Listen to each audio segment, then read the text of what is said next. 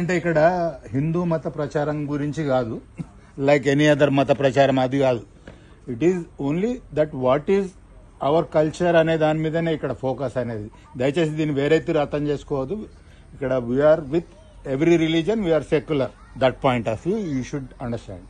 Okay, కొంతమందికి నచ్చచ్చు నచ్చకపోవచ్చు, కానీ కాకపోతే there is some truth in that our own culture also, something which have to follow. దాని మీద అయినతోటి కొంచెం అప్పుడప్పుడు మేము చేయిస్తున్నాం. That will be useful also. ఒక 2 చేస్తే కొంచెం అప్రిషియేషన్ వచ్చింది. ఇప్పుడు మళ్ళీ రఘు గారు చేస్తారు. ఇప్పుడు ఏంటంటే శ్రీరామచంద్రుడి మీద మర్యాద పురుషోత్తముడు అని అతన్ని ఎందుకంటారు, అతన్ని ఎందుకు మనం పూజిస్తామనే దాని మీద మాట్లాడతారు సత్యనారాయణ గారు. శ్రీరామచంద్ర శ్రితపారిజాత సమస్త కళ్యాణ గుణాభిరామ సీతాముఖాంబోరుహ చంచరీక నిరంతరం మంగళమాతనోతు. శ్రీరామచంద్రుడి దయ మన అందరిపైన ఉండాలి. శ్రీరామచంద్రుడు మనం అందరం అనుకున్నట్లుగా దేవుడని ఆయన అయితే అనుకోలేదండి.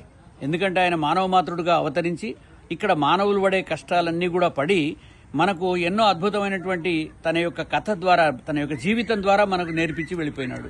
దాంట్లో ముఖ్యంగా భ్రాతృభక్తి, భ్రాతృస్నేహము, దయా, దాక్షిణ్యం, పితృభక్తి, మాతృభక్తి ఇలాంటివన్నీ కూడా ప్రోధి చేసేసి వాల్మీకి గారు ఎంత చక్కగా ఆయన యొక్క గుణగణాలతోటి ఆ కావ్యాన్ని నిర్మించాడంటే దాన్ని ఆచరించడానికి యోగ్యమైన విషయాలే ఉన్నాయి. అందులో ఏవి కూడా అనాచరణ యోగ్యమైనటువంటివి అభూత కల్పనలు లేవండి.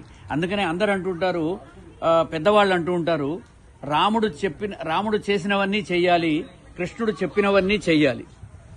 కృష్ణుడు చేసినవన్నీ చేస్తే ఇంటికో 16,000 మంది గోపికలు అవుతారు. రాముడు చెప్పినవన్నీ కూడా, రాముడు చేసినవన్నీ కూడా ఆదర్శమే. అందుకనే ఆయనను ఆదర్శమూర్తి, రాముణ్ణి ఒక మర్యాదా పురుషోత్తముడు అని అన్నారు. మీకు ఒక చిన్న సంఘటన చెప్తాను.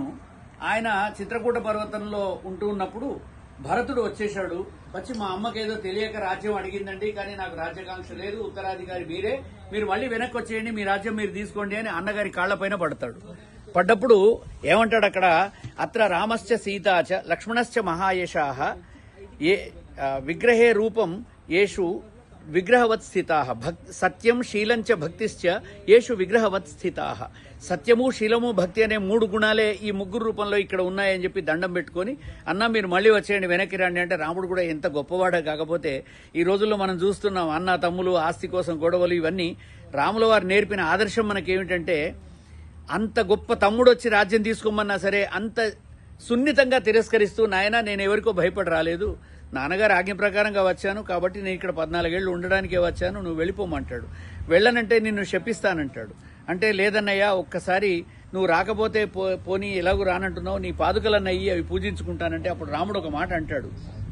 ఏమని, అద్యమే ఈ రోజు నాకు తెలిసొచ్చింది భరత, 30 ఏళ్లలో నేను ఏ కీర్తినైతే సంపాదించానో అంత కీర్తి నీకు ఒక్క మాటతో సంపాదించేశావయ్యా, నాకంటే గొప్పవాడివి అని రాముడు అంటాడు భరతుడిని.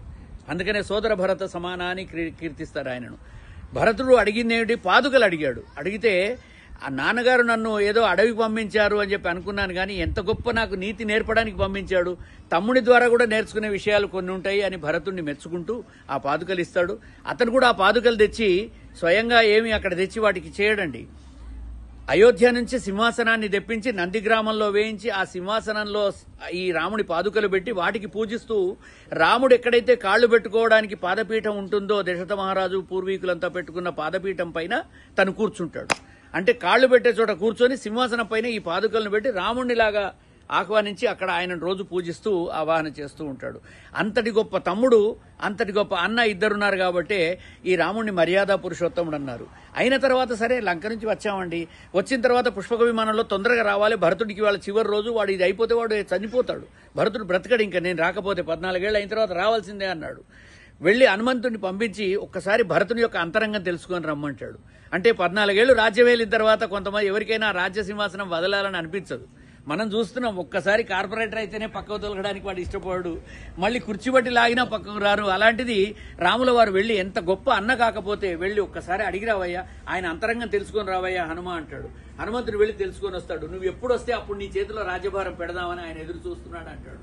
అంటే అంతటి గొప్ప అన్నకి ఇంతటి గొప్ప తమ్ముడు దొరకడం మనం అందరం ఇది నేర్చుకోవాల్సిన విషయం. సోదరుడు ఒక ఇద్దరు అన్నదమ్ముల మధ్యలో, నలుగురు అన్నదమ్ముల మధ్యలో ఉంటూ కూడా కలివిడిగా ఎలా ఉండాలి, ఎలా గొడవలు రాకుండా ఉండాలి, ఇలాంటి విషయాలు, అద్భుతమైనటువంటి విషయాలు మనకు రామాయణంలో తెలుస్తూ ఉంటాయి.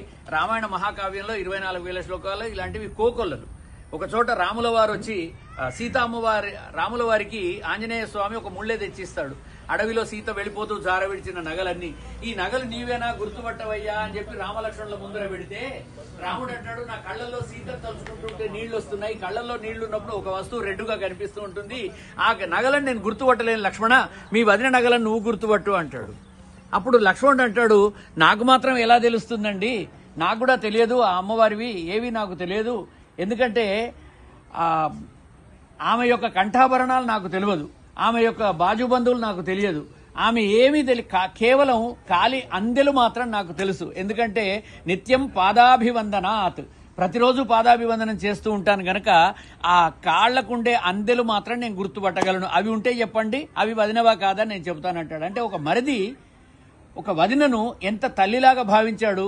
5 లీటర్ల కిరోసిన్ డబ్బా ఒక అగ్గిపెట్ట పెట్టుకుని వెళ్లే ఈ రోజుల్లో మనం వింటూ ఉన్నాం.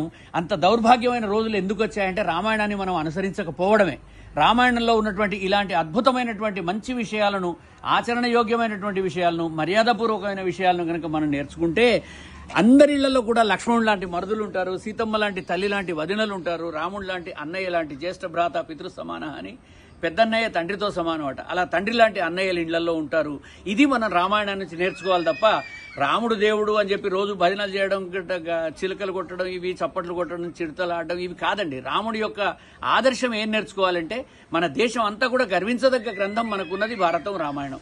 ఆ 2 ఉత్తమమైన గ్రంథాలు మన వాళ్ళు రాశారు, వాల్మీకి వ్యాసులు. కాబట్టి ఆ రామాయణంలోంచి నేర్చుకోవాల్సిన విషయాలు ఇవి.